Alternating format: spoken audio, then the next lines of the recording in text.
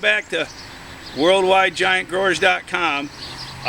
We're going to have a pollinating video today. Surprise, surprise. It's June 16th and the Birdman has a flower opening. We're out here about, what do you say, Birdman, 17, 18 feet out? Something like that, Mark. We're about 17 feet out on the main vine. It's got a nice looking plant. It's a beautiful plant. Show him the plant, Don. He isn't quite to the sidewalls with his side runners, but the plant's big enough. He wants to go for it. He wants to do an early pollination. And hey, that's good. But what we have here, the boys are back in town. We've got the 1317 Clements, the stallion of all stallions, in my humble, honest opinion. And this is the 2009 Wallace. Great seed. And what we're going to do today is show you how to pollinate. So the boys are back in town. Now, if you want, you can have a little foreplay, or you can just get right down to it. I know people have things to do, so we'll just get right down to it. Peel the flower petal back. Here you can see the pollen, that fine grained pollen on there.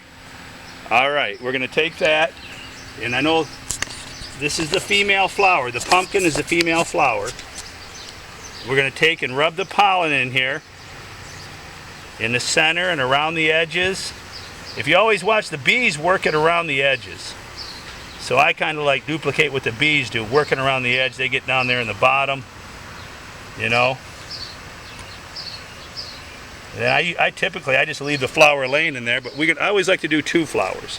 Some people tell me this is a waste, that one flower should have plenty of pollen.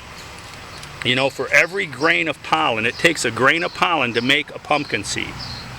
So there was actually pollen piled up in the side there. I'm tapping that and letting that fall in there. And then we'll peel the rest back. Now you can use your own methods. I'm not going to tell you about how to do the birds and the bees. You should have learned that a long time ago. But anyways, we rub that all around there. It's early in the morning. You don't do this late in the day unless you absolutely have to. Try to get it done when the flower first opens, the first hour or two in the morning. I prefer to do it before it gets over 75 degrees. I think you get a better pollination if that's possible, depending on where you live. It may not be possible if you're in the south. Anyways, and then I just leave the flowers in there. Leave them in there. They're probably going to continue to expand and let pollen out. It'll drift in there. Now, if you're outside, you need to bag this. This should all be bagged with 5-gallon paint socks or 1-gallon paint strainers. You bag it with rubber band to keep the bees from cross-pollinating other things into the flower. But we're in a screen house, as you can see, so that's not necessary. So that's it. We got a June 16th pollination on the 2009 Wallace with the 1317 Clements. Good luck, Todd. I hope you grow a world record, 1 pound smaller than mine.